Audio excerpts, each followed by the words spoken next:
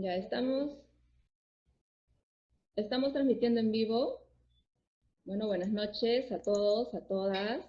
Mi nombre es Wendy Castro, soy directora de la Asociación ADECUSO, Asociación Cultural ADECUSO de Huacho. Nosotros estamos desarrollando el conversatorio La importancia de los pobladores del Norte Chico en el proceso de la independencia del Perú, ¿no? Yo voy presentando al profesor Luis Rosado. Es investigador especializado en historia local y regional, ganador del concurso Narra la Independencia desde tu pueblo, tu distrito o tu ciudad, con el ensayo histórico Infieles al Rey, el pueblo de San Bartolomé de Huacho en el proceso de independencia 1812-1822, publicado el 2017 por el Instituto de Estudios Peruanos y el Instituto Francés de Estudios Andinos. Ha publicado una gran cantidad de textos, ¿no? En el 2018, el partido de Chancay, Población, Migración y Economía a inicios del siglo XIX, por la Universidad de Piura, ¿no? En el 2019, Supe, el primer pueblo que proclamó su independencia, economía regional, sociedad, relaciones de parentesco, espías y conspiradores, por la Universidad de Trujillo. Luego, Huacho, el pueblo que manifestó los primeros actos de patriotismo y ofrendó a la causa de la independencia. 4 mártires en 1819. También tenemos a el profesor e investigador Cristian Sánchez. Él es licenciado en Educación, especialidad Historia, Geografía y Ciencias Sociales por la Universidad Privada San Pedro de Chimbote. Magíster en Docencia Superior e Investigación Universitaria. Tiene una segunda licenciatura en Derecho y Ciencias Políticas por la Universidad Privada San Pedro. Fue ganador del primer concurso hacia el Bicentenario de la Independencia del Perú, organizado por la Academia Nacional de Historia, la Organización de los Estados Iberoamericanos y la Universidad Católica del Perú. Ganador en el 2007 del concurso FENS organizado por la UGEL, número 16 de Barranca, con el trabajo La Rebelión de los Rostros Pintados en Pativilca. Entre sus publicaciones destacan Los sectores populares del Norte Chico y su participación en la independencia del Perú, 2010.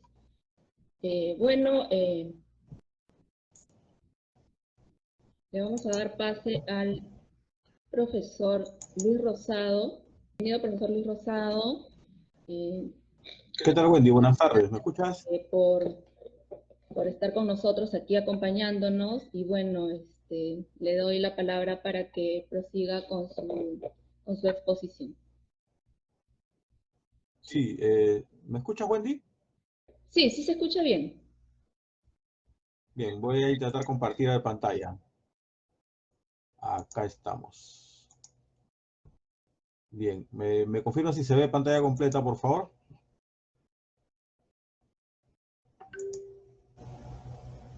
Sí, perfecto, se ve bien. Estoy avanzando ahí.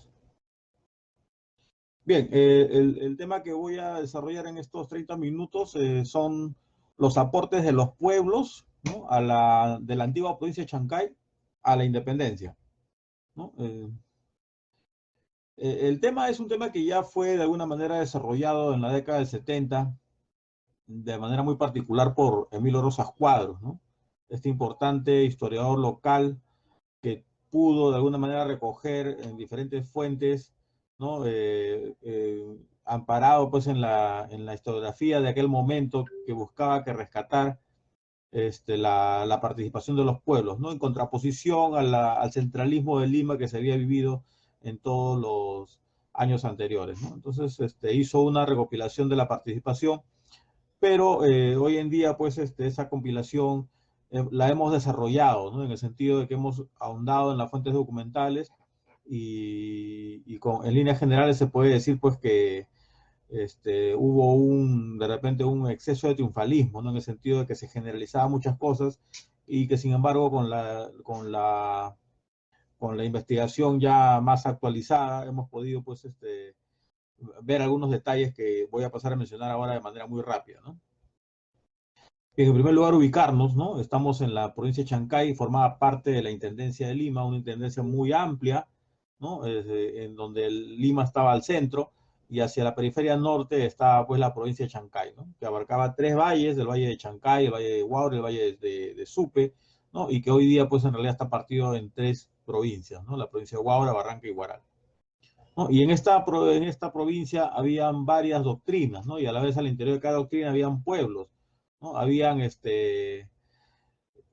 nueve doctrinas, ¿no? La de Ucayama, Chancay, Huacho, Huaura, Barranca, Sayán, Pacho, Checas y Guarí, ¿no? Y en las doctrinas de la sierra había muchos pueblos que la conformaban, ¿no? Sin embargo, en las doctrinas de la costa eran menos, ¿no? En Santo Domingo de Ucayama solo había un pueblo, en el caso de Chancay había la villa de Chancay y el pueblo de Huaral, en el caso de Huacho solamente el pueblo de Huacho, y en el caso de Huaura estaba pues Huaura mismo como villa y Vegeta que era su anexo, ¿no?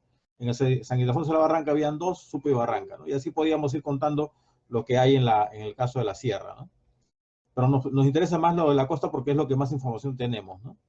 En cuanto a la población era muy dispersa, ¿no? En el sentido de que tenían bastantes, en cada pueblo tenía propias características. En resumen general, podemos decir que según el censo de 1791, toda la villa de Chancay tenía 13.995 habitantes, ¿no? Y como podemos ver en el gráfico de pastel, un 53%, casi un 54% eran de indios, ¿no? Y había un 26% casi de esclavos, ¿no? Pero también había españoles y había mestizos y había negros libres, ¿no? En una menor proporción, ¿no? Eso es de manera global en toda la provincia, pero si entramos a los desagregados de cada pueblo, ¿no? Los porcentajes varían muy drásticamente, ¿no? En el caso de la villa de Chancay, en función al censo de 1813, ¿no? Podemos ver que el 32% eran indios, un 20% de mestizos, un 21% de pardos, un 12% de españoles, ¿no? Y esclavos 13%. ¿No? Y en el caso de Huacho es totalmente diferente, ¿no? Porque Huacho era un pueblo de indígenas y tenía pues una población mucho mayor, ¿no? Llegaba a los 3.172 habitantes según el censo de 1813, ¿no? Donde el 94% era indígena, ¿no? Divididos en dos grandes grupos, ¿no? Indígenas originarios, un 57%, e indígenas forasteros, 36%, ¿no? Y acá hay una distinción, y la distinción es importante porque los indios forasteros no tenían derecho a reparto de tierra, ¿no? Y un número muy mínimo de españoles, un 5%, ¿no? Pero entre la villa de Arnedo, que era la villa más importante, ¿no? Y el pueblo de Huacho, la cantidad de población es pues marcadamente superior a la de Huacho, ¿no? Dos pueblos importantes, la Barranca y Supe, también tenían otra composición, ¿no? En el caso de Supe tenía 1.800 habitantes y en el caso de Barranca tenía 1.100, ¿no? Sin embargo, en estos dos pueblos había un bastante porcentaje alto de mestizos, ¿no? Y castas libres, sobre todo en el caso de Supe, ¿no? Un 19% eran mestizos y un 9% castas libres. ¿Y por qué es importante rescatar estas diferencias en las poblaciones, ¿no? Porque en el caso de los indios de los españoles, bueno, pues o tenían hacienda, o tenían comercio, o tenían cargo público, ¿no? O tenían una fuente de ingreso segura, ¿no? En el caso de los esclavos anexos a los españoles, pues al participar de la producción esclavista, pues eran dependientes de estos, ¿no? Así que no tenían necesidad de buscar trabajo. En el caso de los indios, que tenían derecho a reparto de tierra, pues es fácil entender que ellos se dedicaban a sus cultivos, ¿no? Sin embargo, la población que no conocemos bien es la que consideraba como mestizo castas libres y negros libres, ¿no? Porque esta población, al ser libre, tenía la necesidad de buscar un sustento para poder dar ¿cómo se llama? Las comodidades a sus familias, ¿no? Entonces, estos gráficos nos van a permitir más adelante analizar las participaciones de los pueblos en función a sus características principales poblacionales, ¿no? Bien, a lo largo de toda la vía había pues varios puertos, ¿no? El puerto de Chancay, el puerto de Huacho eran los más importantes, pero también estaba el puerto de la Herradura, que era un puerto que estaba contiguo a los campos de sal en las salinas de Huacho, ¿no? Y desde ahí se llevaba la sal, ¿no? Y también el puerto de Supe, ¿no? Estas características de tener puertos implicaban que toda esta provincia participe pues del comercio intercolonial, ¿no? Había un comercio, perdón, del comercio colonial. A nivel internamente había pues un comercio de cabotaje que a lo largo de los puertos permitía pues el tránsito de mercancías, ¿no? De tal manera que había pues un constante contacto y circulación de personas y mercancías por estos puertos, ¿no? Pero también había un comercio intercolonial, ¿no? Sobre todo desde el puerto de Huacho y desde el puerto de Supe, ¿no? ¿Por qué? Porque en el caso del puerto de Huacho en particular, las embarcaciones no solamente recogían azúcar, sino también recogían sal, que era llevada pues a diferentes puertos, ¿no? Tanto del sur como del norte. En el caso de Chile llegaban a Valparaíso, Coquimbo, Chiloé, ¿no? Concepción. En el caso del sur, perdón, del norte llegaban pues a Pacasmayo, Guayaquil, Panamá, ¿no? Y algunas veces hasta California, ¿no? Y también no faltan las vacaciones que llevan hasta Buenos Aires, ¿no? Entonces, estaban integrados a un circuito económico mayor, así que sus puertos eran conocidos, ¿no? Eran conocidos. Dentro de todo este espacio, habían varias haciendas, ¿no? En el caso del Valle de Chancay habían 16 haciendas, en el caso de Huaura habían 11, en el caso de Barranca habían 11. Sin embargo, eso es lo que uno suele creer, es que en este tiempo todas las haciendas o eran azucareras o eran algodoneras, ¿no? Cuando la realidad no es así. En el caso de las haciendas del Valle de Chancay, solo dos se dedicaban a la producción de caña de azúcar, que era Palpa y La Huaca. En el caso de Huaura, el ingenio Lomaya, Quipico y Andahuasi se dedicaban a la producción de azúcar y las demás no. En el caso de Barranca, solo una se dedicaba a la producción de azúcar, que es San Nicolás o el convento, ¿no? Como era conocido. Y esta azúcar era aprovechada y era llevada básicamente a otros reinos, ¿no? Como Chile, Guayaquil y Panamá, ¿no? Y las demás haciendas azucareras, su producción era llevada básicamente a Lima o a Cerro de Pasco, ¿no? La sal era muy importante, ¿no? Para el caso particular de Huacho tenía pues este yacimiento que permitía el comercio de sal con todos estos pueblos de todo a lo largo de toda la costa de la costa sudamericana, ¿no? Incluso hasta Buenos Aires, ¿no? Y además no solamente eso, porque si uno observa cómo será la extracción de sal, eran los indígenas que hacían la extracción de sal, pero quien las comercializaba eran los españoles, los criollos, ¿no? Entonces ya había un vínculo, ¿no? Sin embargo, el principal comercio, según el informe económico de 1809, en toda la provincia dice que era el comercio de ganado, ¿no? Era un comercio muy activo. Además dice que las cosechas, ¿no? A excepción del trigo y semilla de alfalfa, ¿no? Y con todos los ganados se conducen a Lima, ¿no? O sea, había se dedicaban a la cría y engorde de ganado para ser llevado a Lima, ¿no? Básicamente dice que eran traídos flacos desde Huaura, desde Supe, con dirección a Chancay, donde eran engordados y recién eran llevados a Lima, ¿no? Y eran engordados básicamente con maíz, ¿no? De tal manera que las haciendas que no se dedicaban a la caña de azúcar se dedicaban pues al sembrío de maíz, ¿no? Pero este ganado no solo venía pues de Supe Barranco, de Huaura, ¿no? Sino que gran parte de este ganado venía de las serranías, ¿no? He podido documentar entregas de ganado, básicamente que venían desde Cajatambo, desde Huaylas, ¿no? Desde Conchucos, ¿no? De tal manera que todo este espacio se integraba como un espacio subregional, con una economía que lo vinculaba básicamente sustentada en el tema de la cría, engorde y comercialización para el sacrificio del ganado, ¿no? Esta suposición la pude confirmar con este documento que se encuentra en el archivo regional, donde se manifiesta pues que muchas de las personas que tenían haciendas en estos tres valles, en el caso particular Andrés Reyes, Francisco Bamonde, Pascual Fonseca, José Reyes, Anastasio Reyes, ¿no? Eran hacendados de ganado, ¿no? Hacendados de la cría, dice, ¿no? De ganado. Entonces ellos no se dedicaban a la producción agrícola, sino a la producción ganadera, de tal manera que tenían pocos esclavos, ¿no? Y en este contexto podemos ver pues la participación de los diferentes sectores, ¿no? En el caso de la participación criolla se ve claramente en dos momentos, ¿no? En el 5 de abril de 1819 y luego el desembarco de la expedición libertadora del 10 al 12 de noviembre de 1820, ¿no? Cuando fue la proclama de Supe, el 5 de abril, ¿no? Hubo un cabildo abierto y parte de la población, ¿no? Proclamó abiertamente su deseo de sumarse a la causa patriota, ¿no? Se sumaron al objetivo de la independencia, ¿no? Más aún, a Cochrane se le acercó una delegación de vecinos de Supe ofreciéndole que si Cochrane les otorgaba armas, inmediatamente iniciarían la revolución, ¿no? Sin embargo, Cochrane decidió no darles armas porque consideró que los exponía a graves peligros, ¿no? Y consideraba que más adelante serían más provechosos, ¿no? Como efectivamente lo fueron para llegar a la expedición libertadora, ¿no? En la proclama del 5 de abril hubieron varios personajes implicados, ¿no? Andrés Reyes, Cayetano Requena, Juan Franco, Luis Bennett Stevenson, ¿no? Fonseca y otros personajes más, ¿no? Estos personajes, como ya los vimos, eran básicamente hacendados de ganado, ¿no? Tenían en común o eran hacendados de ganados o estaban ligados a esta actividad, ¿no? Y como vimos, gran parte de la población de Supe era, pues, era mestiza o era castas libres, de tal manera que la gente que estaba alrededor de estos pueblos estaba ligada seguramente por la actividad económica a estos personajes, ¿no? Como también lo he podido demostrar para varios casos, viendo los vínculos de compadrazgo, ¿no? De tal manera que había cierta tendencia, cierta predisposición, en el sentido de que había pues una integración económica que tenía consecuencias políticas también, ¿no?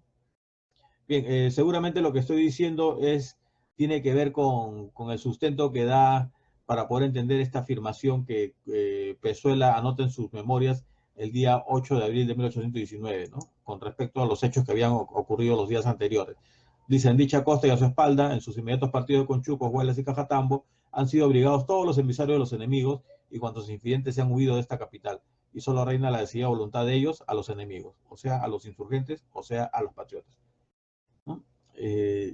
Más información sobre la participación de los criollos la podemos encontrar en las declaraciones que dio José García, un espía sanmartiniano que vino con Cochrane en 1819, pero que había sido capturado en febrero de 1820, ¿no? Y ahí él menciona cómo es que se marca en Ancón, cómo es que se camufla entre los caminantes y logra llegar a Lima, pero ingresa primero a la calle de Malambo, ¿no? Que era el acceso norte a la ciudad de Lima, ¿no? Y ahí dice que es recibido en la casa de los Arandas, ¿no? Apellido muy típico en Supe, como hemos visto, y en esa casa llegó Ribagüero, ¿no? Este importante personaje que tenía un liderazgo muy personal en la independencia, que había participado en las conspiraciones de 1810-1812, por lo tanto tenía pues un espíritu independentista muy marcado, ¿no? Y esos personajes que estamos viendo estaban ligados a él. A esa casa donde estaba en la calle Malambo de los Arandas llegó el coronel Bernales, llegó Remigio Silva, que eran también participantes de las conspiraciones limeñas y que habían estado presos y que habían fugado, ¿no? Además también menciona que él escuchó pues que las conversaciones, ¿no? Que la provincia de Conchucos, ¿no? Era pues pro insurgente, ¿no?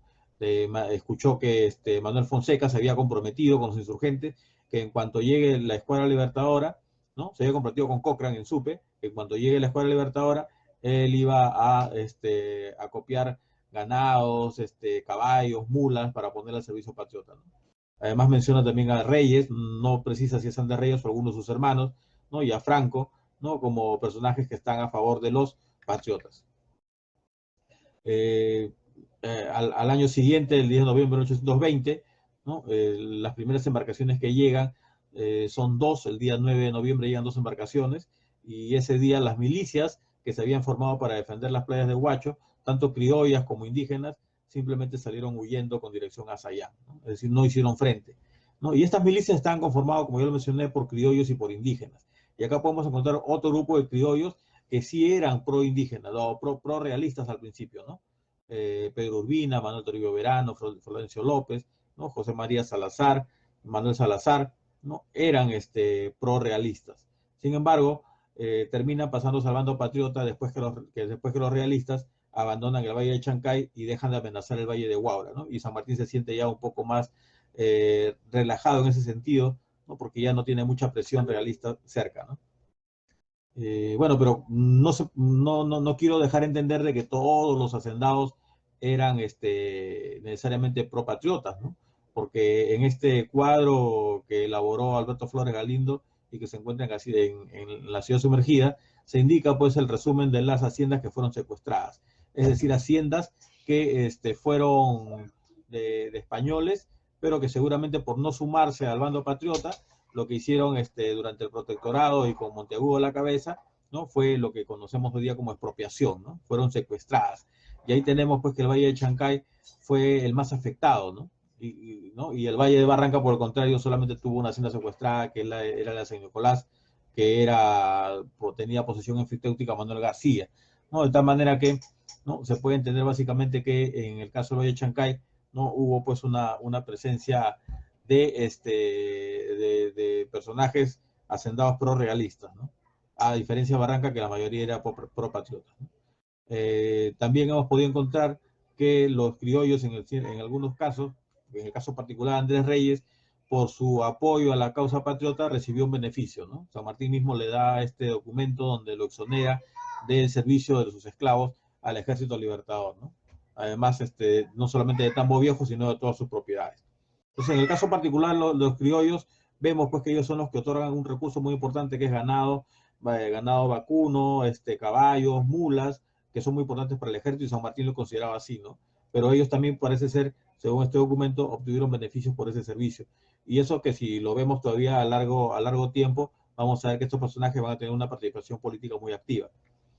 Con respecto a los esclavos que estaban ligados a los españoles, a diferencia de otros lugares como el caso de Ica, donde los esclavos fueron rápidamente reclutados o forzados a ser reclutados, en el caso de Huaura no vemos esa participación masiva, ¿no? Un detalle que nos llama la atención es cuando San Martín está avanzando de Huaura a Arretes a fines de año de 1820, ¿no? Y al pasar, dice, de Sayán con dirección a Andahuasi y cruzando el río Chico, se le acercó un grupo muy amplio de negros, dice, ¿no? Quienes cantaron una canción compuesta al general San Martín, ¿no? Entonces acá vemos una gran cantidad de negros y uno podría pensar de que estos negros se sumaron al Ejército Libertador. Sin embargo, San Martín da un decreto concediendo libertad a los esclavos estando en Huaura, ¿no? Estando en Huaura, recién da este decreto el 21 de febrero de 1821. Un poco tardío, porque él había llegado pues casi 4 meses antes, ¿no? 3 meses antes, perdón. Y entonces, ¿por qué esperó tanto para dar este decreto de libertad a los negros? No lo sabemos, ¿no? Pero sin embargo, el decreto pues permitía que aquel esclavo que tomara las armas quedaría libre, ¿no? Y el amo sería de alguna manera recompensado, ¿no? Días después, el 1 de marzo de 1821, Juan Delgado, que era el teniente gobernador en Sayán, convocó a los esclavos de las diferentes haciendas, pero no tuvo éxito, ¿no? A pesar de que les leyó el bando, a pesar de que el bando se los leyó de una manera reservada, ¿no? Alejados del amo para que no intervenga, no tuvo mayor acogida, ¿no? Incluso en el pueblo mismo de Sayán, los reunió a los esclavos, ¿no? Y les hizo presentes las regalías que iban a recibir, ¿no? Si tomaban las armas, ¿no? Sin embargo, los esclavos respondieron que no podían desamparar a sus amos, ¿no? Entonces, en cuanto a la participación de los esclavos en el Valle de Huaura en particular, no vemos esa participación masiva como en otros lugares, ¿no? Tampoco hay un reclutamiento forzado, probablemente porque seguramente San Martín negoció con los hacendados en el sentido de que si daban recursos no iba a afectarlos, ¿no? Como el caso particular de Andrés Reyes, ¿no? Pero en este caso estoy especulando, ¿no? Con respecto a la participación indígena, ¿no? En el caso la podemos ver básicamente en el pueblo de Huacho, ¿no? En dos momentos muy importantes, cuando llega la Escuadra Libertadora en 1819 y cuando llega la Expedición Libertadora en 1820, ¿no? En el primer caso, es conocido por todos ya creo, que a consecuencia del apoyo que recibió Cochrane en 1819, ¿no? Fueron fusilados 4 indígenas, ¿no? Que son considerados los primeros mártires de la independencia, ¿no? Esta acción es porque Pezuela vio pues que esta zona era muy desafecta de la causa realista, ¿no? Tanto así que apuntó en sus memorias la conducta de este pueblo, todo de indios, refiriéndose a Huacho, la de los vecinos de la villa de Huaura y la de Chancay, da sobra de idea para concebir la decidida voluntad que tienen a los enemigos los habitantes de la costa, desde Chancay hasta el Santa, ¿no? Entonces, Pezuela es consciente de que en esta zona hay una voluntad pro patriota, ¿no? Además aún hay un documento muy importante en 1822 donde los indígenas de Huacho manifiestan pues que el encargado, el primero alcalde impuesto y después teniente gobernador del pueblo, ha logrado extraer recursos, ¿no? Para primero ponerlos al servicio de los realistas y después, cuando se pasó al bando patriota, ponerlos al servicio de San Martín, ¿no? En ese documento, cuando Baltasar de Rosa pues, se ofrece voluntariamente a formar milicias para el pueblo de Huacho para defender las playas en caso de que San Martín llegase, ¿no? Sin pensar que días después se cumpliría lo que él estaba presagiando, ¿no? De tal manera que cuando San Martín llega a Huacho en 1820, el 21, perdón, 10, 11 y 12 de noviembre, ¿no? Las milicias se habían retirado, ¿no? Pero pasada la amenaza patriota, como yo lo mencioné en el caso de los criollos, recién ese bando se pasa al bando patriota, ¿no? De manera masiva. Entonces vemos que había pues indígenas que sí estaban a favor desde un principio cuando había pena de muerte, y vemos otro grupo que negocia su paso, ¿no?, con Monteagudo para poder conseguir, ¿no?, el beneficio de que sea nombrado gobernador, ¿no? Y en eso, pero también hay casos muy particulares como estos indígenas que fueron voluntarios, ¿no? Bajo ninguna presión, totalmente voluntarios, sin ninguna negociación, que pasaron a servir al bando patriota en la Marina, ¿no?, que son indígenas que se dedicaban a la pesca, 30 indígenas huachanos, ¿no? Entonces, como podemos ver, ¿no?, la participación de los indígenas era también formando milicias, ¿no? En el caso de los criollos, estaban formando milicias, pero también daban recursos. En el caso de los criollos, también formaban milicias, ¿no? En el caso de los indígenas, también formaban milicias, ¿no? Pero una vez conformado el Cabildo de 1820, ¿no?, hubo una serie de denuncias donde dejan claro en los registros la forma en cómo colaboraron también en recursos los indígenas del pueblo de Huacho, ¿no?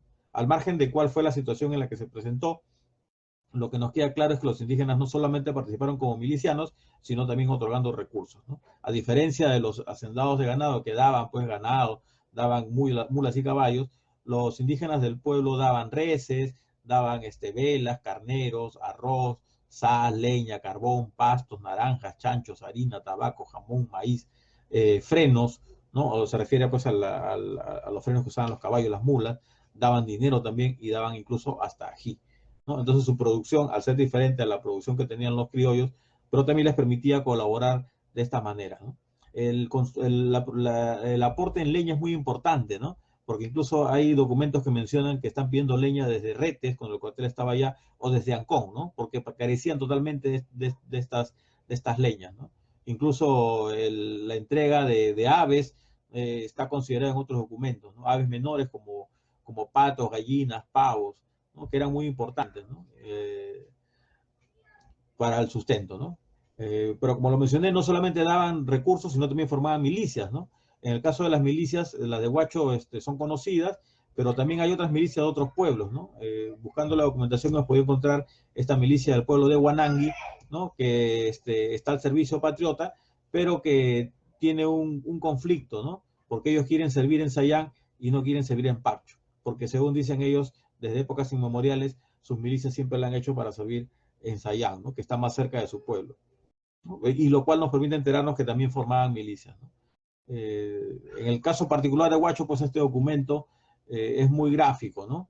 A diferencia de otros pueblos del norte, ¿no? En el año 1828 hubo pues un congreso constituyente en el cual se formó una comisión que se llamaba Comisión de Premios, y esa comisión de premios otorgó reconocimientos a muchos pueblos del Perú, sobre todo de la zona sur, ¿no? La gran mayoría son de la zona sur, incluso solo Paita y Catacaos y Huacho son de la zona norte, ¿no? Y se le reconoce a Huacho por los servicios que ha hecho la causa de nuestra independencia, ¿no? Y es elevado a la categoría de villa con el título de fidelísima villa, ¿no? Entonces, podemos ver que según los segmentos sociales que conformaban un pueblo, la población participaba de manera diferenciada, ¿no? Pero a la vez también dentro del mismo pueblo, tanto criollos habían como que estaban a favor y otros en contra. Igual pasaba con los indígenas, ¿no? Pero que al final terminaron sumándose al bando patriota, ¿no? Y aportando a ellos, porque sin este sustento que ellos le dieron al Ejército Libertador durante los 8 meses que estuvieron en el pueblo, en la provincia de Chancay, no hubieran podido sostener, ¿no?, las tropas que eran más de 3.000 y más los milicianos que llegaron a sumarse de todo el norte peruano, ¿no? Entonces era muy importante ese recurso, San Martín así lo consideraba, y esa es una de las razones por la cual San Martín elige el Valle de Chancay o la provincia de Chancay para poder establecer sus cuarteles desde el cual pueda ejecutar su estrategia con el fin de tomar Lima, ¿no? Entonces la guerra de recursos fue una guerra muy importante, y en ese sentido la participación fue decisiva, ¿no? La participación que consiguió en la provincia de Chancay, tanto de criollos como de indígenas, ¿no? Ahora, falta pues obviamente trabajar en un gran segmento que son los negros, como vimos. En el caso de Huaura no era muy, la presencia no era mucha, pero falta el otro segmento que también vimos en los cuadros de población, ¿no? Que por ejemplo faltan los mestizos, las castas libres, los negros libres, ¿no? Eso es un poquito más difícil de conseguir información, pero como vimos, y en el caso de Supe Barranca, ellos estaban muy ligados a los criollos hacendados de ganado porque sus actividades económicas de alguna manera coincidían, ¿no? Entonces, el matiz de la participación es muy variada, ¿no? Entonces, de una manera diferente a como lo intentó Rosas Cuadros en el año 76, ¿no? La situación es más compleja de lo que aparentemente era. Pero de que hubo participación, sí lo hubo, ¿no? Y fue muy importante, como ya lo mencioné. Gracias.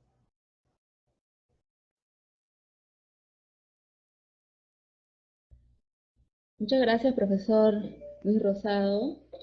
Muy interesante todo lo que usted nos ha expuesto, ¿no? Todo lo que nos ha contado sobre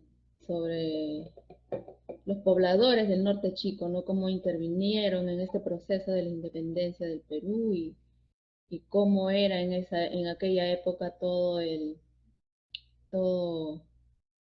la economía sobre todo, ¿no? Y cómo los pueblos se desarrollaban, ¿no? Y cómo se comunicaban y cómo interactuaron con el ejército libertador. Bueno, a continuación le doy la palabra al profesor e investigador Cristian Sánchez Jara, quien nos va a exponer también desde su perspectiva, ¿no? Sobre la temática del conversatorio. Bien, ante todo, muy buenas noches a cada uno de ustedes. Gracias por la deferencia de poder compartir esta mesa con Luis. En estos tiempos de bicentenario de independencia. Básicamente lo que voy a hablar el día de hoy es, como usted menciona, las perspectivas en cuanto a lo que es la participación de los pobladores de estos entonces pueblos de Barranca, Supe y el de Pativilca, que pertenecía al partido de Santa. Y los relacionamos los tres porque son parte de la actual provincia de Barranca. Entonces, tanto para el contexto del año 19 como del año 21.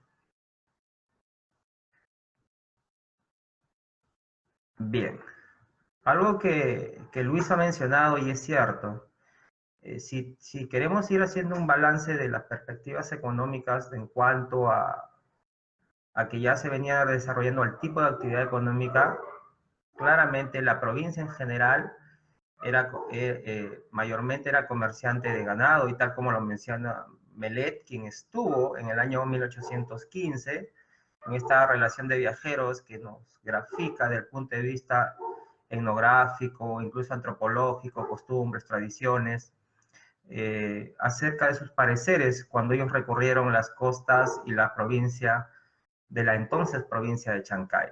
Claramente lo señala, es cierto, de que el comercio era mayormente de ganado vacuno, cordero, pero hay algo particular que a mí me interesó. Si bien es cierto, esta es digamos, la estadística general, pero lo que me interesaba un poco más, y es a donde estuve abocado también este último tiempo, era, aparte de ello, ¿cuál era la otra característica principal? O esa era también para el caso de Barranca. Y Melet complementa la información señalando de que mayormente lo que se comercializaba, aparte de lo que era el comercio de ganado, de cordero, era el comercio del carbón, ¿no? De madera en carbón. Entonces, aquí claramente nos está indicando de que esta vendría a ser, digamos, la actividad de mayor característica. Cristian, Cristian, Dime, disculpa, se te ha bajado el volumen un ¿completo? poco. No, no por completo, está bien bajito. A ver, ahí. Sí, un poquito mejor, sí. Bien, entonces, a ver, bien, entonces como yo les decía, de que era por lo tanto la actividad principal el comercio del carbón. Entonces, y reafirma algo de que también ya se había mencionado, la cantidad poblacional, tanto hay un documento que hace algún tiempo nos hizo llegar Johnny Briceño, que era del Archivo Arzobispal de Lima, sobre las doctrinas de Barranca y Supe, en donde las poblaciones fluctuaban entre 1200, 1300.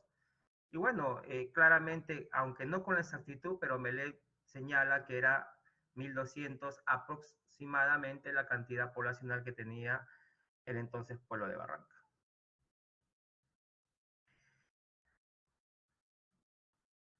Uno de los aspectos que siempre he querido mencionar y que si bien es cierto, existen los trabajos de Elías y Pince o de Rosas Cuadro con respecto al trabajo de la participación de los diferentes pueblos, era ver mucho más allá de aquellos personajes que aparecen en dichos libros y que es parte de la historiografía de la región en sí, del entonces partido o provincia de Chancay. Nombres que aquí ya lo vemos, que es para nosotros, digamos que estamos inmersos en el tema de investigación, se nos es conocido, pero cuando abordamos desde el punto de vista ya metodológico, ¿no? Acerca de la participación en sí del sector popular, que para la época del 70 no era vista como una categoría en sí, ¿no? Y a la luz de las nuevas investigaciones, y esto es propiamente como una categoría para aglutinar a diferentes estamentos dentro de lo que se llama sector popular, sea negros libres, sea negros esclavos, sea, digamos, carpinteros, herreros, comerciantes al menudeo. Entonces, o los mestizos también, sus diferentes estamentos sociales que existían, sus relaciones de compadrazgo, etcétera. Bueno, en fin. Es harto complicado, y eso también está documentado, de que darle visibilidad a la participación popular, sobre todo por la escasez de documento, pero sobre ello hemos podido ir agregando sobre dos personajes que considero importantes, de los muchos que han podido existir, pero dos de ellos a través de lo que es la microhistoria, el caso de Fernando Taboada y Juan Alberto Rondón, el caso primero un mestizo y el segundo que es un esclavo. Ahora, considero yo que en el 5 de abril de 1819, ¿qué es lo que estamos observando? En esta llamada guerra de recursos, porque fue una guerra, hay que entenderla así también, desde el punto primero, conceptualizar qué fue lo que ocurrió aquí en el norte chico hace 200 años, estamos viendo que fue una guerra. Entonces, pero una guerra entendida, no como la visión que, digamos, tenemos, quizás, o muchos de nosotros nos hemos educado, que viene de la misma concepción de la década del 70, ¿no? Sino que hoy en día están, digamos, en discusión y se han insertado las metodologías también para poderle dar un nuevo carisma, un nuevo proceso de entendimiento en función a lo que son agencias locales y negociaciones. En este caso, la negociación por parte del pueblo de Supe para el 5 de abril de 1819, producto también de ya esta experiencia, y aquí hay que, digamos, adentrarnos en el análisis también de dónde recoge el poblador supano estas experiencias para hacer una manifestación de carácter política en un cabildo abierto. Entonces, esta primera manifestación se va a dar justamente cuando por primera vez llega la Constitución Española de Cádiz a la actual provincia, a la entonces provincia de Chancay, que fue entre diciembre de 1812 y enero de 1813. Entonces ya los pobladores para aquella época tenían imbuido estos sentidos en el cual ellos, la soberanía popular, es decir, el pueblo organizado que se va a expresar en cabildo abierto, no era más que recoge unas experiencias previas que ella tenía. Entonces, pero por otro lado también, porque esa soberanía que va a retornar en este caso al pueblo, y es el pueblo quien va a decidir, justamente va a entrar en negociación con esta expedición. ¿Qué es lo que negocia en sí?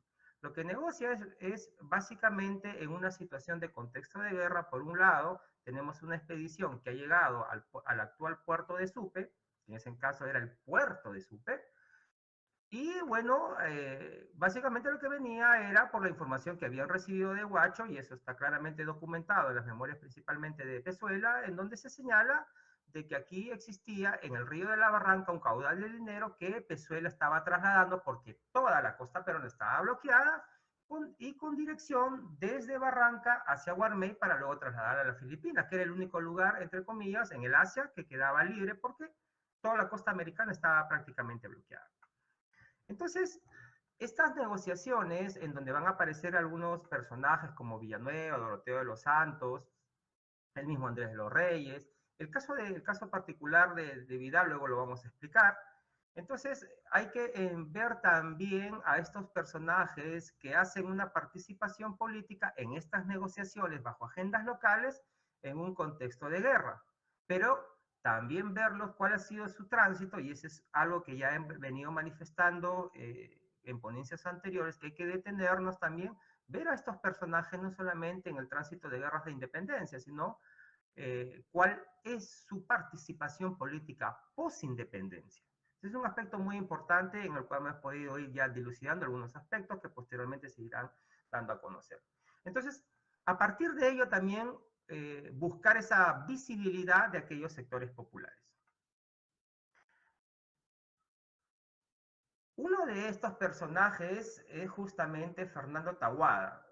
Para el año de 1823, su esposa, digamos, intercede ante el gobernador de Huaura para que le dé una serie de facilidades para no poderse trasladarse desde Supe hacia Huaura. Tenía pleuresía, era una persona que estaba enferma ya de cáncer, era octogenario, y por lo tanto tenía que buscar, digamos, un argumento válido. Y ese argumento válido lo encuentra señalando de que esa honradez que él había demostrado, esa conducta acreditada y ese patriotismo, que estamos en un contexto de 1823, ¿no?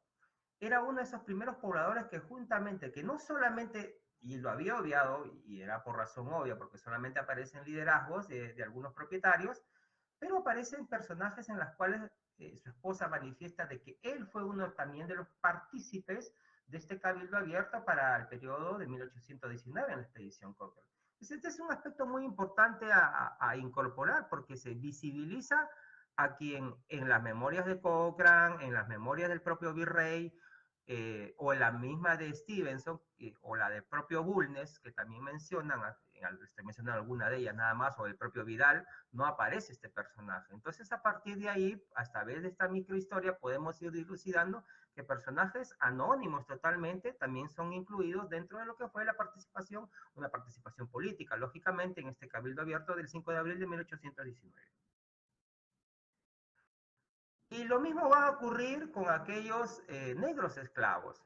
Cuando la expedición Cochrane hace su presencia en la hacienda San Nicolás el 5 de abril de 1819, lógicamente, y van a liberar negros, uno de estos negros que aparece tanto en la documentación de Cucalón, en la documentación de Foster, también me parece que era el inglés que estaba al servicio de Cochrane, o las propias del virrey Pezuela, o los periódicos de la época, o la Gaceta misma, señalan que lógicamente eran negros que habían sido digamos, sacados de la hacienda y luego trasladados a los buques de la expedición Cochrane. Pero la pregunta es, ¿quiénes eran, no? Entonces, a partir de un caso que aparece en la colección misma documental de Independencia del Perú, de Juan Alberto Rondón, es allí él donde, a través del teniente gobernador Miguel Tadeo Fernández de Córdoba, que era su intermediario, ¿no? Lógicamente, desde el punto de vista de él, detalla, ¿no?, los hechos y sucesos que ocurren ese 5 de abril de 1819, ¿no?, en donde lógicamente reafirma lo que ya se conocía, pero esta vez desde la visión de un intermediario que a su vez ha recogido la palabra de un negro que fue extraído de la hacienda de San Nicolás, ¿no? Aspectos que ya se reafirman como que llevaron azúcar, frijol, semilla, las reses mismas, o es dentro de ellos los 15 esclavos, más él también que es incorporado, justamente, y que fueron llevados en el Bergantín Lucier, y que estaban justamente en Huambacho. Huambacho es lo que hoy día conocemos como Samanco, que está un poquito más al norte de Casma. Entonces, es otra visibilidad que también tenemos de la participación popular, en este caso de un negro esclavo de la hacienda San Nicolás. Y de igual manera, ¿no? Es cierto lo que se reafirma ya de que hay una participación importante de estos sectores medios, que hay personajes, por un lado tenemos hacendados ganaderos, pero también vamos a tener también chacareros, ¿no? Y en el caso de este personaje, que es Felipe Jauregui con Doroteo de los Santos, a él prácticamente le confiscan las cabezas de ganado, ¿no? Las vacas, en fin. Lo que ocurre es de que él señala justamente de que él digamos, está sindicado como cómplice en la participación de esta insurgencia en los hechos y sucesos ocurridos en Supe y Barranca. Pero quien claramente está tras de esta situación va a ser Andrés de los Reyes, justamente. Entonces, este es otro aspecto muy importante para dilucidar, si bien es cierto, el post 5 de abril. Y a través de este expediente, desde el embargo de ganado, fechado para Huaura, 11 de mayo del año 19, claramente nos está indicando también cuáles son estos, digamos, estos detalles o estas características o estas represiones que están viendo con aquellos personajes que muchos de ellos se habían embarcado con la expedición Cochrane, pero otros se habían quedado, y uno de estos que se había quedado era justamente el señor Jáuregui, porque así aparece escrito, y Doroteo de los Santos también, pobladores ambos de Supe. Ahora, al regreso de la expedición Cochrane para mayo del año 19, específicamente el 9, en este mismo contexto, después del retorno en Paita, uno de los hechos que pedía conocer ya hace algunos años en ese artículo de los sectores populares fue justamente darle la visibilidad a un hecho y acontecimiento, tanto en sí, no porque, si bien los documentos de ambas partes, tanto de la insurgencia chilena como también del bando realista, ambos se atribuyen el triunfo, pero sí lo que a mí particularmente me llamó la atención y vista del sector popular es justamente de que en esa refriega entre ambos en la actual playa de lo que sería el puerto de Supe, ¿no? Existían negros que estaban trasladando cabezas de ganado desde la barranca con dirección hacia el puerto para ser embarcados en los buques de la insurgencia. Entonces, digamos, este es otro aspecto que también me llamó la atención y hay un aspecto en el cual no aparece en sí, digamos, con mayor detalle en los libros de Pince o en los libros de Rosas Cuadro, pero para el contexto era necesario, digamos, visibilizarlo también. Ahora, ya cuando estamos para el periodo de 1820, desde la llegada de la expedición San Martín, que fue a partir del 7 de septiembre, hay unos hechos y acontecimientos que también son importantes, desde la propia llegada de la expedición hasta a tener presencia en esta zona, como se dice, ¿no? Bien, previamente, y esto también fue materia de un análisis propio, ver cuál fue la participación de Francisco Vidal, quien finalmente, de su pano, él termina como, digamos, como presidente en el país para el periodo de 1842-43, en dos oportunidades por breves periodos. A ver, como se señalaba, y ya he sido bien categórico en este aspecto, en documentos que señalan que él estuvo propiamente el 5 de abril de 1819 en la entonces Villa de Supe, lo que hoy día conocemos como la Campiña de Supe, no hay hasta ahora.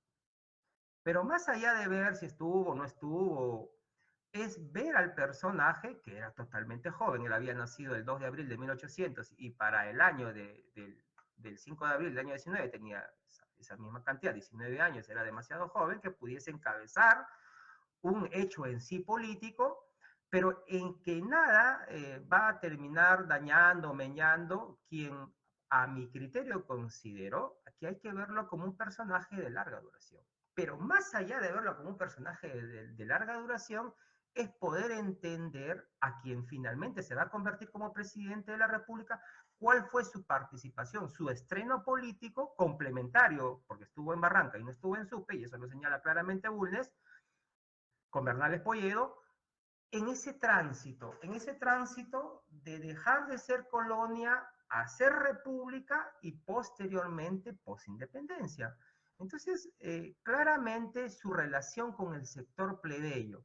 Y es allí yo creo que es la riqueza de cómo podemos ir entendiendo estos personajes, más allá de entender o como lo entendía Ipinces o como lo entendía Emilio Rosas Cuadro para el contexto de la época en cuando ellos escribían, era de verlos o desde mi óptica cuál es su relación con el sector o el popular o el mundo plebeyo, ¿no? Entonces es un aspecto también muy importante que he querido considerarlo también. Y lógicamente, digamos, el hecho político quizás trascendente, tan igual, quizás en la memoria colectiva ha quedado que él participa en el 5 de abril. Pero yo de manera complementaria considero que antes de la llegada de la expedición San Martín al puerto de Huacho, que fue el 9 de noviembre, 2 días antes, el 7 de noviembre, ocurre justamente la toma del cuartel realista en Supe. Entonces, en donde van a participar una serie de personajes que ustedes los pueden observar allí, que no voy a detallar los nombres, pero que aparecen, y la que justamente van a capturar a 150 soldados prisioneros del batallón Burgos, que lo iban a trasladar a Huacho. Ahora, ¿por qué es importante este hecho? Uno, por la trascendencia de ser un hecho militar político realizado propiamente por supanos peruanos, y el otro que fue antes de la llegada de la expedición Cochrane. Entonces, ubicar este hecho y acontecimiento me permite también entender que el proceso en sí es complejo y vemos también a un personaje que cuál es esa relación que él va a mantener con los sectores plebeyos de dicha zona, como en el caso de Sucre. Y esto claramente, por ejemplo, aquí lo señala Vidal cuando pude analizar sus memorias. Y claramente el propio Leguía y Martínez también ratifica lo mismo, ¿no? Un aspecto a lo que me llama la atención, y esto también ya es materia de, digamos, de un consenso, de que no estamos hablando de un ejército español, sino estamos hablando de un ejército, digamos, realista, integrado por, en este caso, por indígenas peruanos, y que, bueno, lógicamente era ese tipo de característica, digamos, de grupo social que va a ser capturado el 7 de noviembre de 1819. Vidal y los otros 12, 14, no hay un consenso también en la cantidad, incluso otros dicen 16 personajes de Sucre. Entonces, cuando ya formalmente hace la presencia de la expedición, aquí tenemos un mapa, ¿no?, que recrea la llegada de la expedición San Martín a Pisco, la expedición Arenales que está recorriendo todo el Valle del Mantaro con dirección hacia Cerro de Pasco, luego su traslado, bueno, el traslado entre comillas, porque no iba a desembarcar en el Callao el 29 de octubre, el desembarco, digamos, de casi un día nada más lo que ocurre en Chancay, posteriormente ya se instala formalmente en el puerto de Huacho, y luego posteriormente también que hemos ido analizando, y eso que le hemos ido dando a conocer también para la provincia de Barranca, es la presencia de la expedición San Martín a partir del 19 de noviembre del año 20 hasta el 5 de diciembre del mismo periodo de año. Considero yo de que así como también se están realizando estos trabajos para el centro del país, para el sur, para la misma Lima de manera general, la gran pregunta es qué tipo de independencia se está dando aquí en el actual norte chico. Considero que en este caso estamos hablando de una independencia controlada, básicamente de lo que es recursos por un lado, pero también evitar el desborde popular que termine en una revolución que trastoque todo el orden colonial y unos poderes de negociaciones que lógicamente que estamos en una guerra y los recursos son tan importantes que no necesariamente esto va a pasar por una coerción. Van a haber casos de coerción, pero de alguna u otra manera, claramente los personajes líderes de estas expediciones tienen que negociar con las comunidades para que les brinden los recursos que son tan necesarios en un contexto de guerra. Ahora, Jerónimo Espejo va un poco más allá, él detalla, y visto también desde el sector popular, justamente cuando hace el desembarco de la expedición San Martín en el puerto de Sucre, que aproximadamente entre 800 a 1000 personas se terminan retirando, no por propia voluntad, sino porque también ya el virrey y a través del coronel Quimper habían ordenado que no mantuviesen ningún tipo de contacto con la expedición San Martín. Pero estas personas, y si queremos darle un rostro más humano a la guerra, estamos hablando no de personas, digamos, que están asumiendo partido sobre uno de los bandos, sea realista, sea patriota, sino que son personas del común que venden día a día sus productos, entonces la misma necesidad, y claramente lo señala Espejo, de que ellos no han podido alejarse mucho y que han tenido que volver, no tienen cómo subsistir y tienen que volver. Otros retornan por el buen trato que han recibido de los soldados de San Martín, u otros porque sí sintieron realmente su adhesión a la patria. Entonces estamos viendo a estos personajes del sector popular mucho más humanos, más allá del documento que los señala como patriota o adheridos a una determinada causa. Y lógicamente, cuando ya este ejército se instala en el puerto de Huacho y luego posteriormente llega a la actual provincia de Barranca el 19 de noviembre del año 20, estamos en una guerra. Y la guerra se gana con recursos, más allá de la proclama, más allá, digamos, de lo que ellos puedan manifestar sin recursos, sin dinero, y es lógicamente en esa época el dinero se recaudaba, digamos, se imponía el diezmo, y este diezmo mayormente era a través, podía ser de dinero en algunos casos, o podía ser a través de productos. En este documento de Vicente Dulanto, fichado para julio de 1821, para el 14 de julio del año 21, pero que retrotrae para el periodo 1819-1820, hay una queja. Y claramente la queja señalan de que los chacareros, ¿no?, la gente, ¿no?, de Supe había sufrido, dice claramente, y ahí lo tengo subrayado, el deterioro de sus semientes y lógicamente también del ganado por todo aquello que se les cobraba por el consumo realizado, pero que ellos no podían pagar porque todo se lo había llevado el ejército sanmartiniano. Entonces aquí se cumple la lógica: ¿qué me vas a cobrar si no tengo con qué pagarte? Si todo lo que con lo que te pagaba se lo ha llevado el ejército. Entonces, este es un argumento totalmente válido para poder entender cuáles son los efectos en las clases populares de la presencia de una expedición militar como fue la del ejército sanmartiniano. Y eso lo vamos a ir viendo también para otros casos, en el caso del Valle de Pativilca.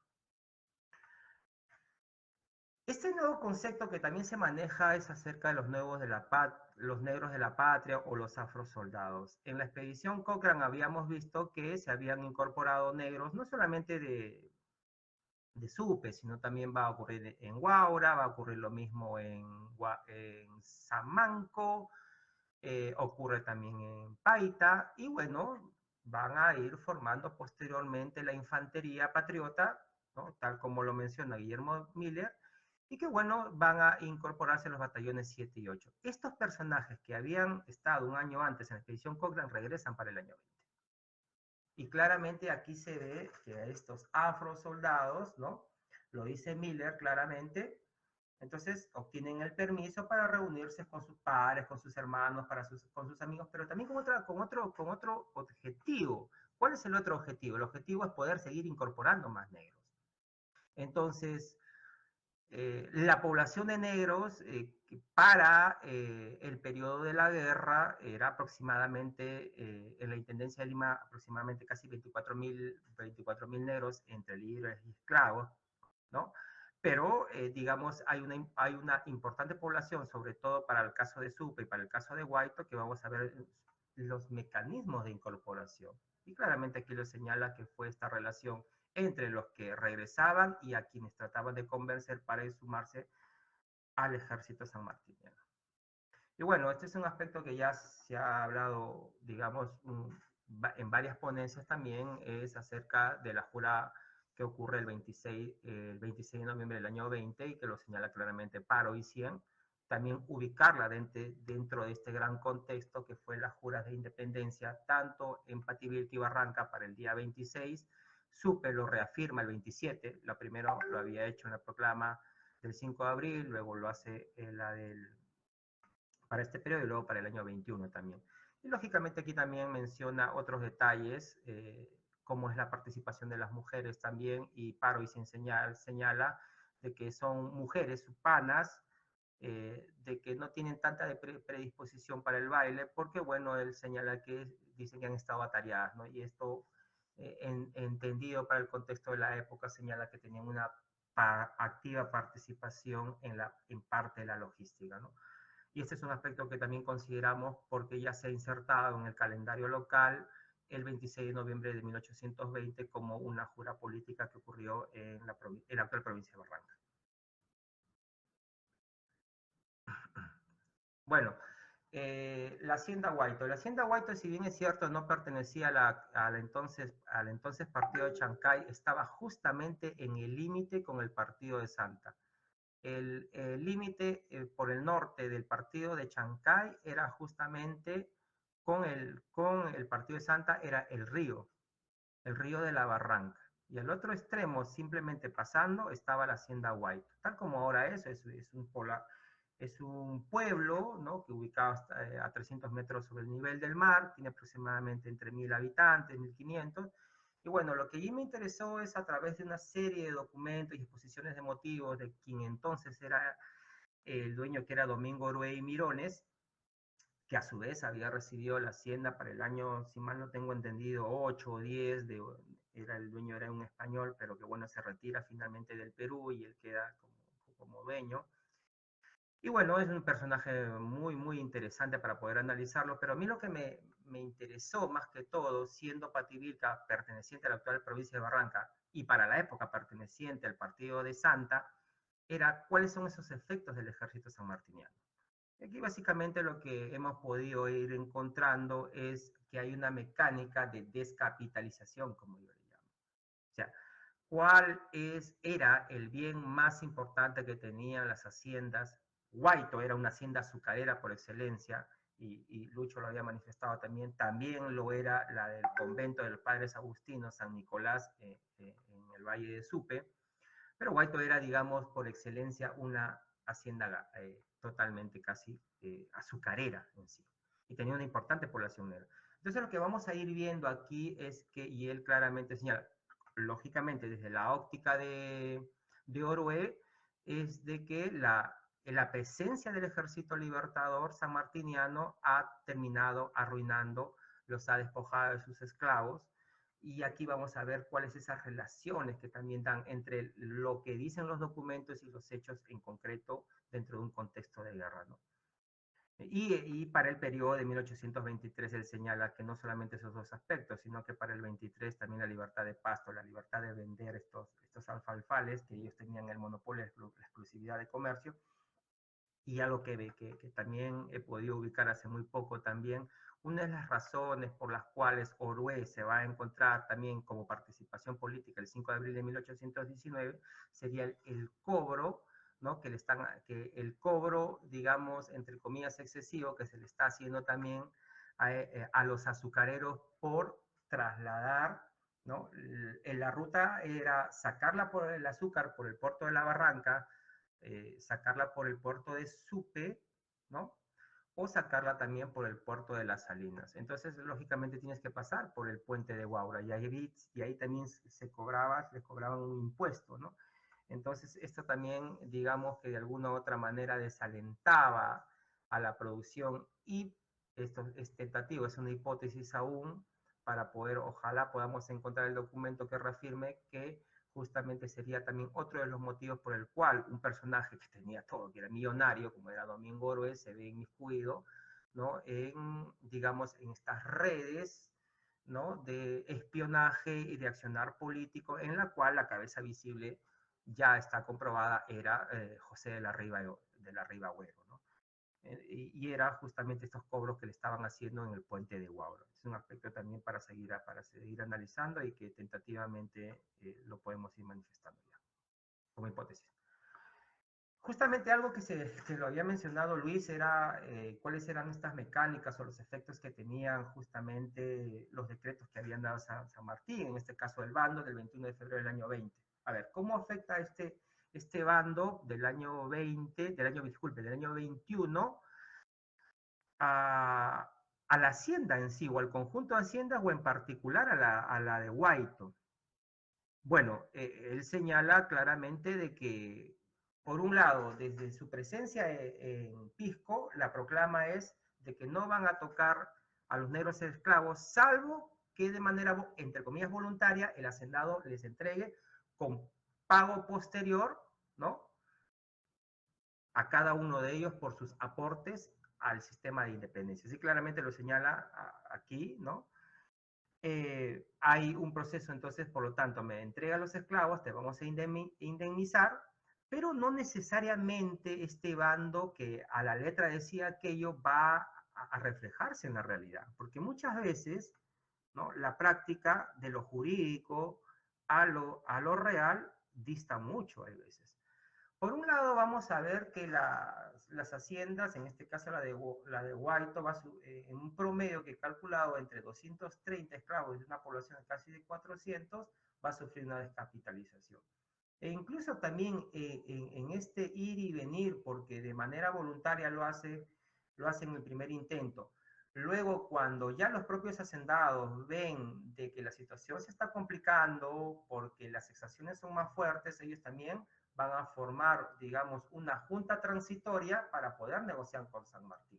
Llegan a un acuerdo, pero no necesariamente esos acuerdos se terminan respetando y muchas veces van a sufrir más exacciones, es decir, van a terminar incorporándose muchas veces de manera violenta a los negros esclavos, ¿no? Y en este caso también habían algunas negras que con este previo acuerdo que ya se habían establecido se querían sumar al ejército, pero como había acuerdo previo con la junta de propietarios de manera transitoria, entonces no las iban a incorporar y estas se rebelan. Estas negras se terminan rebelando y lógicamente para una manera de poder apaciguarlas hay que utilizar el castigo. Entonces, si este castigo, y claramente se lo señala Vicente Dupuy, quien era el presidente de la costa, para mí entonces hay que controlar de alguna u otra manera estas formas en las cuales, por un lado, quieren incorporarse, pero hay una negociación de por medio con sus antiguos, con los propietarios, porque el miedo siempre está presente de algún tipo de revolución social que termine trastocando, ¿no?, el orden colonial o los acuerdos establecidos con los hacendatarios. Y otro de los efectos que también hemos podido observar, y esto ya para ir concluyendo, es el factor económico. Si bien es cierto, la provincia hace 200 años, la producción era de ganado, era de azúcar, era de sal, que el monopolio lo tenían los indígenas de Huaura, Huacho. Y bueno, era también el aspecto económico de cómo el contrabando estaba ya hacía mella desde algunos años anteriores al periodo que estamos viendo el día de hoy, ¿no? Y claramente Basie Hall lo señala. Basie Hall estuvo hasta el 1 o 2 de agosto del año 21 en Lima, presencia todos los hechos y acontecimientos ocurridos el 28 de julio y posterior, pero a partir del 2 ya está en el norte chico actual, como se dice, ¿no? Y allí claramente él señala que cuando el gobernador de Huaura le invita a comer, a almorzar, ¿no? La famosa olla podrida, ¿no?, que es el puchero. Bueno, él se sorprende y dice, ¿no?, de que en esa mesa, pues el paño era inglés, ¿no? El vino que le sirven es de origen francés, los cuchillos vienen de Sheffield, de Inglaterra, o la tela que estaba ahí, o el pedazo también de algodón era de Glasgow, de Escocia, ¿no? Entonces, claramente estamos viendo también el problema de las importaciones, que también hacía mella en los hacendados, por el caso mismo de Orué, porque estaba ingresando producto de azúcar de Calcuta, ¿no? Y a precio rebajado. Ese sería otro de los motivos por el cual también es tentativo también, de hipótesis de por qué la participación de un personaje con tanto poder económico si lo tenían todo, ¿no? En una proclama política que terminase separándose de España, ¿no? Entonces, es otra de las razones de ver en el aspecto económico y cómo les está afectando, sobre todo en los últimos años, ¿no?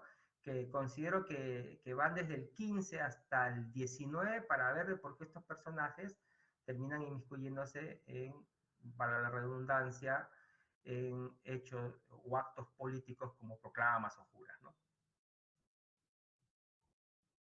Y bueno, esto ya es un resumen final del mismo, en donde podemos ubicar de manera cronológica las juras y proclamas que ocurren en los tres entonces pueblos, ¿no? De la actual provincia de Barranca, de Supe, Barranca y Pativilca. En concreto, podemos señalar que Supe tuvo una proclama política, que fue la del 5 de abril, luego la del 27 de noviembre del año 20 y finalmente la del 16 de diciembre del año 21. Cada una de ellas tiene un contexto, sea Expedición Cochrane, San Martín. En ambas hay guerras y negociaciones, como hemos podido ir observando. En esta, la del 27 de noviembre del año 20, ya es cuando hace presencia la Expedición San Martín. Y la de Barranca solamente hemos podido localizarla el 26 de noviembre del año 20, Pativilca tiene 2, la del mismo 26 y la del 30 de noviembre del año 21. El caso de Pativilca y Supe para el año 21 dentro de lo que se llama las juntas de purificación patriótica. Como todos dichos acontecimientos que hemos podido nosotros ir viendo, los miedos siempre han estado presentes a lo largo de la historia y el propio Basie Hall señala que ese miedo que se tiene en el sector popular es importante. No solamente el miedo era a los esclavos o a la propia plebe en general, plebe es sinónimo de pueblo, sino también a aquellos indios armados que conformaban las partidas de guerrilla que estaban rodeando la ciudad y que dentro de ellas estaba, por ejemplo, Francisco Vidal y estaba el propio Domingo Orué. Y bueno, era evitar justamente que esta población, ¿no?, que a todas luces quería ingresar, pero que San Martín todo ello lo controla mientras él esté dentro de la ciudad, era, digamos, imposible de que pudiesen entrar y arrasar la misma a través de estos indígenas, que claramente ese era el objetivo. Pero no, nunca hubo la orden, pues nunca hubo la orden y bueno, ya la otra historia es conocida. Reflexiones desde la historia de la independencia, vista desde lo social, desde abajo, desde el sector popular, visibilizar a los negros. En este caso, escojo aquí o tomo como referencia la cita de una negra esclava anónima que está despidiendo a sus 3 hijos que se incorporan al ejército sanmartiniano en Pisco Paracas, y claramente le señala, ¿no?, volved victoriosos o morir en el campo de honor, pelead duros con los chapetones. Entonces, estas frases, estos documentos en los cuales hoy visibilizamos a este sector popular es importante para dar una mayor complejidad a las guerras de independencia y poder entenderlas en su contexto determinado. Eso sería todo. Gracias, Wendy.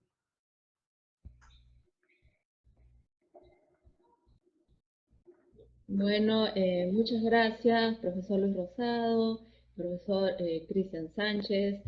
Bueno, como conclusión, ¿no?, de las dos exposiciones muy interesantes, la verdad, se podría decir pues que el aporte decisivo del pueblo peruano, ¿no?, y su actuación en la gesta libertaria fue de vital importancia para la independencia de nuestro país, ¿no? La independencia del Perú tuvo una serie de intervenciones y procesos desde mucho antes de 1921, ¿no?, se podría decir, ¿no?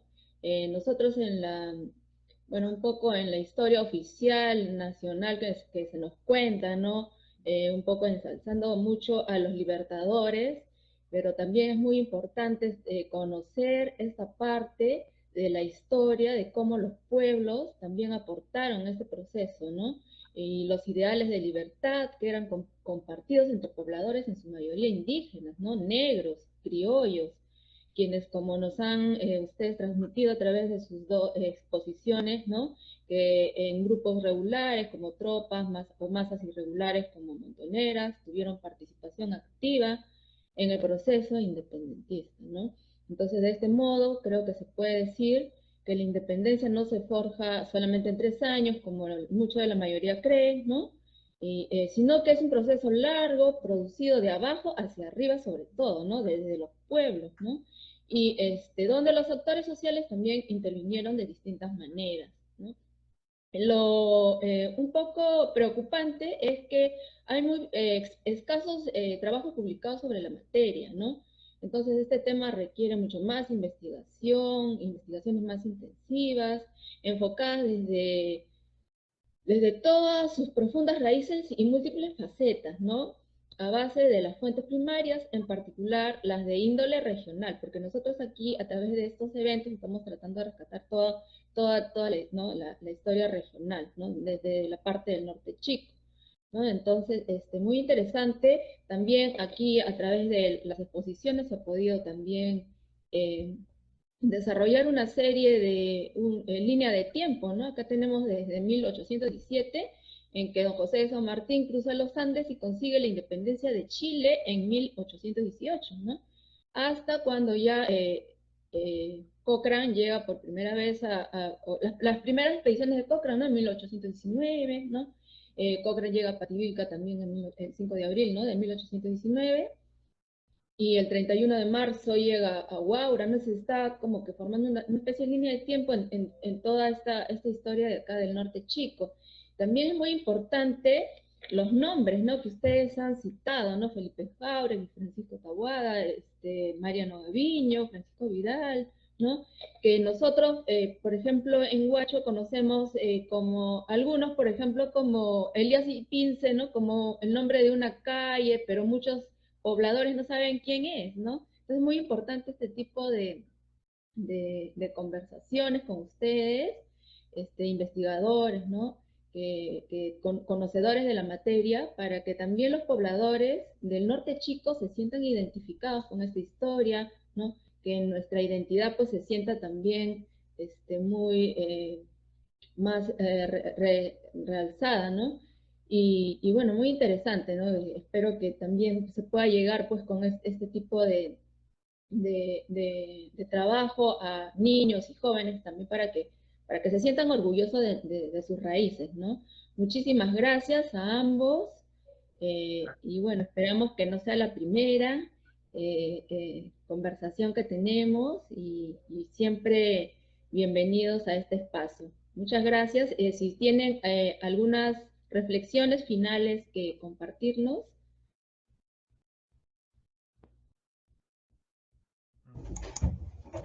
Bueno, de mi parte manifestar que de lo que personalmente he hablado es básicamente de los aportes que se pueden registrar, ¿no?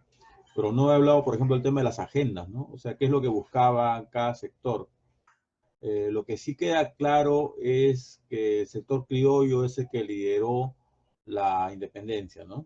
Eso lo podemos graficar sobre todo con el vínculo que hay cuando las milicias realistas negocian con Monteagudo para pasarse a bando patriota, ¿no? Sobre todo las milicias indígenas, ¿no? Y se ponen al servicio del bando patriota, ¿no? En el año 1820. ¿No? Entonces ahí se puede ver claramente que quien lidera la independencia es pues el sector criollo, ¿no? Y efectivamente, ¿no? Muchos de los criollos que estuvieron apoyando, que como hemos visto son básicamente de la zona de Supe, Barranca, ¿no? Van a ocupar cargos públicos en los primeros años de la independencia, ¿no? Es consecuencia de justamente su participación. Y el tema de las agendas es un tema que está poco estudiado, ¿no? Desconocemos, por ejemplo, cuál era la agenda de los indígenas propiamente dicho, ¿no? Porque lamentablemente no han dejado fuentes, ¿no? Entonces, eso es otra forma de enfocar cómo se llama el proceso de independencia, ¿no? En este caso, como la pregunta que nos convocaba o el tema que nos convocaba era la participación, el aporte, el apoyo que dieron los pueblos, los diferentes pueblos, ¿no? En ese sentido ha sido pues mi participación. Pero, como dices tú, ya habrá oportunidad y otros espacios para seguir conversando, ¿no? Gracias. Muchas gracias. Bueno, en el caso del trabajo que uno viene realizando, yo parto de algo, ¿no? Primero, entender de que esto fue una guerra, ¿no? Y como guerra en sí, verla mucho más allá del aspecto heroico, sino ver cómo participan los diferentes sectores sociales en esta larga guerra. Y verla como un drama humano en donde la violencia es el común, ¿no? En donde la exacción es la regla, ¿no?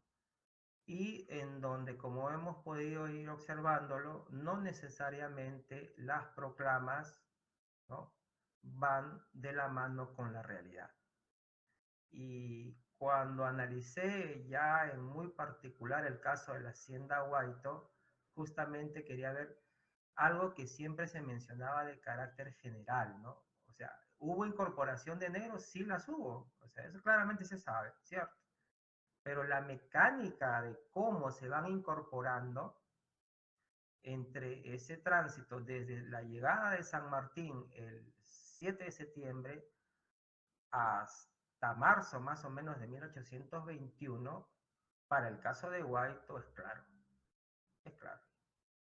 Entonces, primero es voluntario. Negociación, violencia, ¿no? Y todo se lo dejaban al Estado que venga. Y si no lo hacías, entonces ahí entra, ¿no? Es la otra visión que se entiende de que esta sería una guerra civil también. Y lógicamente, cuando estuve analizando también este libro interesantísimo que hizo Bruno Seminario para determinar la caída del PBI, del Producto Bruto Interno, entre el año 19 y el año 24, ¿no? Ese declive, ese talud, claramente se ve en el año 2021. Entonces, ahí es donde más sufre la economía peruana, casi comparada con el periodo de la guerra con Chile. Y claramente la economía se contrae ahí, netamente. Y hay que entenderlo en todo un contexto en el cual también ya el virreinato no es ese virreinato ofensivo, ¿no? Que estaba entre el año 12 al año 15, ¿no? Aquí ya está en repliegue. Y para esta época del año 21, ya esta zona era, pues, entre comillas, patriota, ¿no? Entonces hay que entender también, ese es el otro aspecto, cómo está surgiendo el Estado, ¿no? Porque aquí surge el Estado, en esta zona. En Lima se consolida, pero aquí surge. Ese es otro tema también. Y bueno, siempre a tu disposición para otro evento. Muchísimas gracias, Wendy. Igual a Lucho. Muchas gracias a ambos. Bueno, ya estamos cerrando la transmisión. Muchas gracias a todos los que han podido ser parte de esta transmisión también, que han estado un poco atentos. Y bueno, las disculpas de paso por algunos problemas técnicos que tuvimos al comienzo. Somos nuevos aquí transmitiendo. Ya creo que vamos a ir mejorando con el tiempo. Que muchísimas gracias. Nos vemos hasta otra oportunidad. Gracias. De igual manera. Nos vemos. Un gusto. Hasta luego, Lucho. Cuídate. Chao, hasta luego. Chao. 1, 2,